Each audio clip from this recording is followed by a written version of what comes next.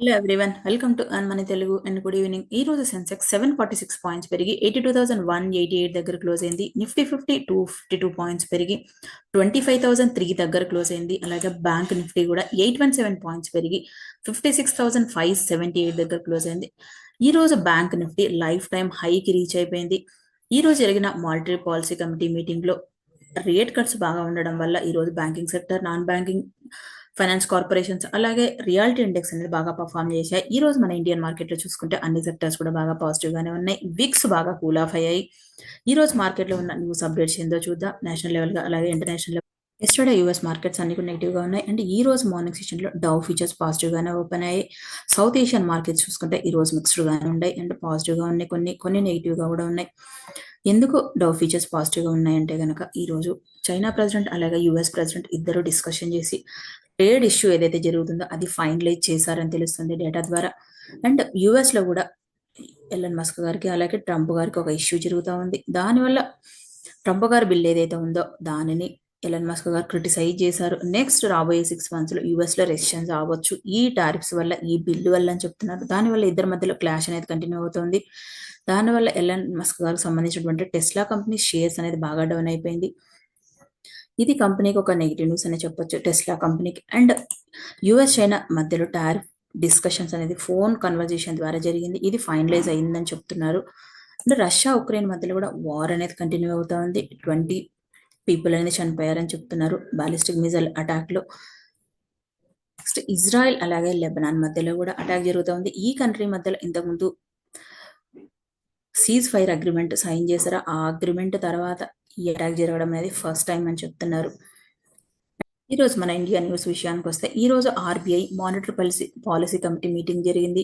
దాంట్లో 50 basis points rate cut చేశారు, repo rate. ఇది economic growth, country economic growth development అవ్వడానికి ఉపయోగపడుతుందని చెప్తున్నారు. అండ్ సిఆర్ఆర్ అంటే క్యాష్ రిజర్వ్ రేషియో కూడా 100 basis points గా తగ్గించారు.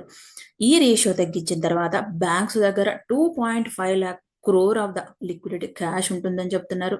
అండ్ దీనివల్ల లిక్విడిటీ అనేది ఈజీగా ఉంటుంది. క్రెడిట్ ఫ్లో కూడా మార్కెట్లో సర్క్యులేషన్ బాగా ఉంటుందని చెప్తున్నారు. అండ్ ఈ బేసిస్ పాయింట్స్ తగ్గించడం వల్ల కూడా కంట్రీ ఎకనామిక్ గ్రోత్ ఒక ముందుకు వెళ్తుందని చెప్తున్నారు. అండ్ సిపిఐ ఇన్ఫ్లేషన్ డేటా కూడా ఎస్టిమేట్ చేశారు 2026 గాను.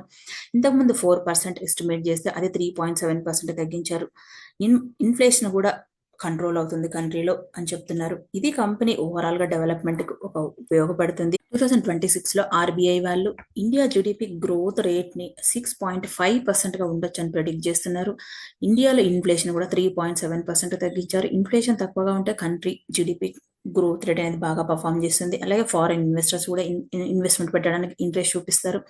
అంటే ఈ రోజు మార్కెట్లో రియాలిటీ ఇండెక్స్ 5% పర్ఫామ్ చేసింది. ఎందుకు పర్ఫామ్ చేసిందంటే కనుక ఆర్బీఐ రేట్స్ తగ్గించడం వల్ల న్యూ బయర్స్ ఎవరైతే ఉంటారో హౌస్ బై చేసే వాళ్ళకి ఒక పాజిటివ్ న్యూస్ అని చెప్పొచ్చు. వాళ్ళు ఇంట్రెస్ట్ చూపించవచ్చు. బ్యాంకులో లోన్స్ తీసుకొని హౌస్ బై చేసే వాళ్ళకి ఈఎంఐస్ పైన ఇంట్రెస్ట్ రేట్స్ అనేది తగ్గొచ్చు. దానివల్ల ఈ రోజు నిఫ్టీ రియాలిటీ ఇండెక్స్ అనేది బాగా పర్ఫామ్ చేసింది. గోద్రేజ్ ప్రాపర్టీస్ కానీ అలాగే ప్రెస్టేజ్ కానీ ఇలాంటి కంపెనీస్ బాగా పర్ఫామ్ చేశాయి. ఈ రోజు ఇండియాలో బ్యాంకింగ్ ఓనర్షిప్ రూల్స్ కూడా ఈజీ చేసింది ఆర్బీఐ. ఫారిన్ నుంచి ఎవరైతే వచ్చి ఇండియాలో బ్యాంకింగ్ సెగ్మెంట్ లో బిజినెస్ స్టార్ట్ చేయాలనుకుంటున్నారో వాళ్ళకి కూడా రూల్స్ ఈజీ చేసింది ఇండియాలో. నెక్స్ట్ ఈ రోజు RBI monetary policy committee meeting జరిగింది. దాంట్లో గోల్డ్ లోన్ రూల్స్ అనేవి మోడిఫై చేశారు. ఎవరైతే స్మాల్ అమౌంట్ వద్ద లోన్ తీసుకుంటారో అప్ టు 2.5 lakhs వరకు వాళ్ళకి గాను గవర్నమెంట్ కొన్ని రూల్స్ మాడిఫై చేసింది. ఇంతకుముందు గోల్డ్ ప్రైస్ పైన 75% ఆఫ్ ద మాత్రమే అమౌంట్ ఇచ్చేవాళ్ళు లోన్ టు వాల్యూ రేషియోలో. ఇప్పుడు 85% ఆఫ్ ద అమౌంట్ ఇస్తున్నారు. ఓన్లీ 2.5 lakhs వరకు ఎవరైతే లోన్ తీసుకుంటారో వాళ్ళకి మాత్రమే అప్లికబుల్ అవుతుంది ఈ లోన్ టు వాల్యూ రేషియో. ఈ సెగ్మెంట్ లో ముత్తూట్ ఫైనాన్స్ కానీ, మనపురం ఫైనాన్స్ కానీ, అలాగే ఇండియా ఇన్ఫోలైన్ ఫైనాన్స్ కానీ ఈ రోజు స్టాక్స్ అనేవి 8% పెరిగాయి. ఈ గోల్డ్ లోన్ రూల్స్ చేంజ్ అవ్వడం వల్ల ఇవి ఎక్కువగా ముత్తూట్ ఫైనాన్స్ కానీ ఈ కంపెనీస్ ఎక్కువగా గోల్డ్ బిజినెస్ సెగ్మెంట్ లోనే ఉన్నాయి. కాబట్టి దీనివల్ల ఎవరైతే స్మాల్ బిజినెస్ చేసే వాళ్ళు ఉంటారో అలాగే హౌస్ కి ఏదైతే ఇన్కమ్ అవసరం ఉంటుందో దానికి గాను ఈ స్మాల్ లోన్ అమౌంట్ అనేది బాగా ఉపయోగపడుతుందని చెప్తున్నారు ఆర్బీఐ గవర్నర్ గారు. ఇది కంపెనీస్ కి ఒక పాజిటివ్ న్యూస్ అని. నెక్స్ట్ మోటార్ ఇన్సూరెన్స్ సెగ్మెంట్ లో ఒక అప్డేట్ ఉంది. ఐఆర్ఈ డిఏఐ అంటే ఇన్సూరెన్స్ రెగ్యులేటరీ డెవలప్మెంట్ అథారిటీ వాళ్ళ సజెస్ట్ చేస్తున్నారు. Ministry of road transport and highway ministry వాళ్ళకి చేస్తున్నది ఏంటంటే థర్డ్ పార్టీ ఇన్సూరెన్స్ ఏదైతే ఉందో దాన్ని 18 నుంచి 25% అవదా పెంచాలి అని అనుకుంటున్నారు. థర్డ్ పార్టీ ప్రీమియమ్స్ అనేటివి దీనికి ఫస్ట్ ఇనిషియల్గా 18% ఉంటే నెక్స్ట్ దాన్ని 25%గా రీచ్ చేయాలి అనుకుంటున్నారు. At least one category of the వెహికల్కి 25% రీచ్ చేయాలనుకుంటున్నారు ఐఆర్డిఏ వాళ్ళు. Only third party insurance premiums ఏదైతే ఉందో దానికి మాత్రమే. ఈ సెగ్మెంట్లో ఉన్నటువంటి కంపెనీస్ అనేవి ఈరోజు బాగా పర్ఫామ్ చేసే ఐసిఐసిఐ లాంబార్డ్ జనరల్ ఇన్సూరెన్స్ కానీ అలాగే గో డిజిట్ కానీ ఈ స్టాక్స్ అనేవి కూడా 6% పెరిగాయి ఈరోజు.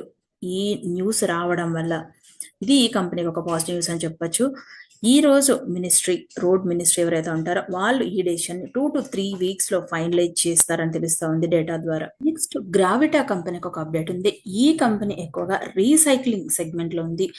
Lead recycling, aluminium recycling, plastic అలాగే ట్రంకీ ప్రాజెక్ట్స్ అంటే బ్యాటరీ రీసైక్లింగ్, కేబుల్ రీసైక్లింగ్ అన్ని రీసైకిల్ సెగ్మెంట్ లో ఉంది. ఈ కంపెనీకి ఒక అప్డేట్ ఉంది ఈరోజు. ఇండియన్ గవర్నమెంట్ ఒక national critical mission recycle programme ని లాంచ్ చేయాలనుకుంటుంది. దీనిలో ఎక్కువగా లిథియం కానీ, కోబాల్ట్ కానీ, నికెల్ కానీ చైనా నుంచి ఇంపోర్ట్ చేసుకునేది కట్ చేయాలని, మన ఇండియాలోనే వాటిని రీసైకిల్ చేసి ప్రొడ్యూస్ చేయాలనుకుంటుంది. దీనికి గాను ఈ పాలసీ ఇంప్లిమెంట్ చేయాలనుకుంటుంది గవర్నమెంట్.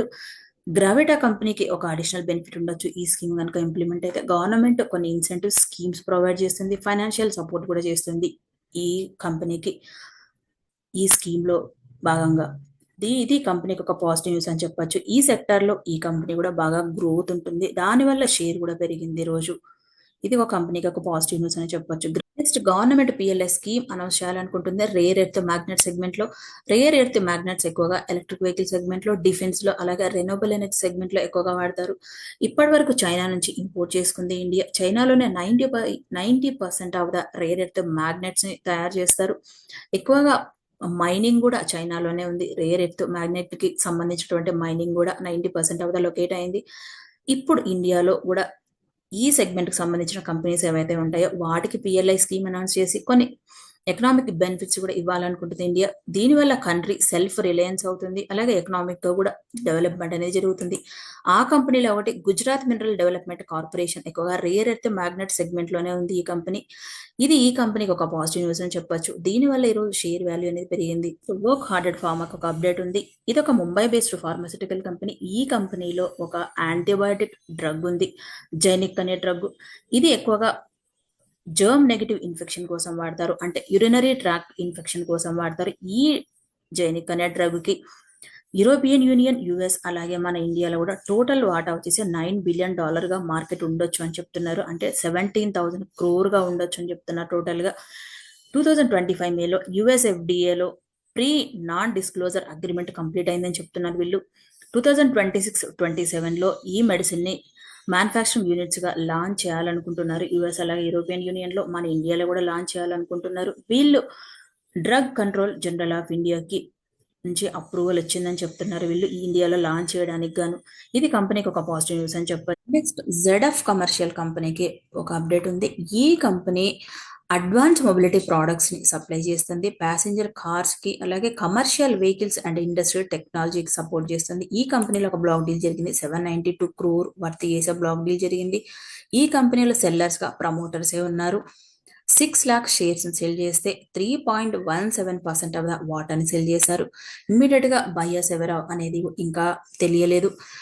ఈ బ్లాక్ డీల్ జరిగినా కూడా షేర్ ఈ రోజు మార్నింగ్ సెషన్లో 8% పెరిగి ఈవినింగ్ వచ్చేవరకు 4% పాజిటివ్గానే ఉంది ఈ కంపెనీ షేర్ అనేది.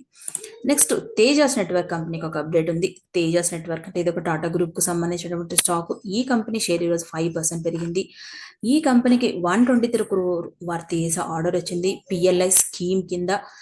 డిపార్ట్మెంట్ ఆఫ్ టెలికమ్యూనికేషన్ నుంచి వచ్చిందని చెప్తున్నారు వీళ్ళు ఈ ఆర్డర్ని. ఈ ఆర్డర్లో వీళ్ళు ఏం చేస్తారంటే ఫస్ట్ ట్రాంచెస్ని డెవలప్ చేస్తారు పిఎల్ఐ స్కీమ్ కింద. ఇది కంపెనీకి ఒక పాజిటివ్ న్యూస్ అనే చెప్పొచ్చు. దానివల్ల షేర్ ఈ రోజు పెరిగింది. నెక్స్ట్ స్టార్లింక్ కంపెనీకి ఒక అప్డేట్ ఉంది. ఇది US based satellite telecommunication provide చేసే కంపెనీ. ఇది ఎలన్ మస్క్ గారి కంపెనీ యుఎస్లో. ఈ కంపెనీలో ఇండియాలో బిజినెస్ ఆపరేట్ చేయడానికి కానీ సాట్కామ్కి డిపార్ట్మెంట్ ఆఫ్ టెలికమ్యూనికేషన్ నుంచి లైసెన్స్ వచ్చిందని చెప్తున్నారు వీళ్ళు.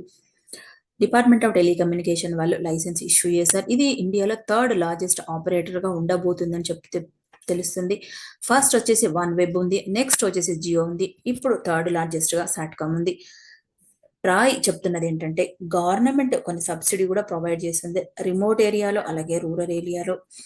ఈ కంపెనీ ప్రొవైడ్ చేసే సిగ్నల్కి గాను ఇది కంపెనీకి ఒక పాజిటివ్ న్యూస్ అని చెప్పొచ్చు. అండ్ జియో వాళ్ళు అలాగే ఎయిర్టెల్ వాళ్ళు కూడా ఈ కంపెనీతో టైఅప్ అయ్యారు కాబట్టి ఆ కంపెనీస్ కూడా ఒక పాజిటివ్ న్యూస్ అనే చెప్పొచ్చు ఈ న్యూస్ వల్ల. నెక్స్ట్ ఫ్లిప్కార్ట్ కంపెనీకి ఒక అప్డేట్ ఉంది. ఇది ఒక ఈ కామర్స్ కంపెనీ, అంటే ఈ కామర్స్ బిజినెస్ లో ఉంది ఫ్లిప్కార్ట్ కంపెనీ. ఈ కంపెనీ నుంచి ఆర్బీఐ నుంచి అప్రూవల్ వచ్చింది non banking financial corporation operations చేయడానికి, అంటే డైరెక్ట్ గా కస్టమర్స్ ఎవరైతే ఉంటారో వాళ్ళకి లోన్స్ ప్రొవైడ్ చేయడానికి గాను ఈ కంపెనీకి అప్రూవల్ వచ్చింది రిజర్వ్ బ్యాంక్ ఆఫ్ ఇండియా నుంచి. ఇప్పటి వరకు ఈ కంపెనీ లోన్స్ ప్రొవైడ్ చేయడానికి గాను ఐడిఎఫ్సి ఫస్ట్ బ్యాంక్ అలాగే యాక్సిస్ బ్యాంక్ తో టైఅప్ అయి ఉన్నారు. ఇప్పుడు వీళ్ళకి పర్మిషన్ రావడం వల్ల వాళ్ళ డైరెక్ట్ బ్యాంక్ తోటే వాళ్ళు లోన్స్ ప్రొవైడ్ చేస్తారు కస్టమర్స్ కి. ఇది ఫస్ట్ ఇండియాలో, ఇది ఫస్ట్ ఈ కామర్స్ కంపెనీకి ఈ non banking financial corporation permission రావడం అనేది ఫస్ట్ టైం తెలుస్తుంది.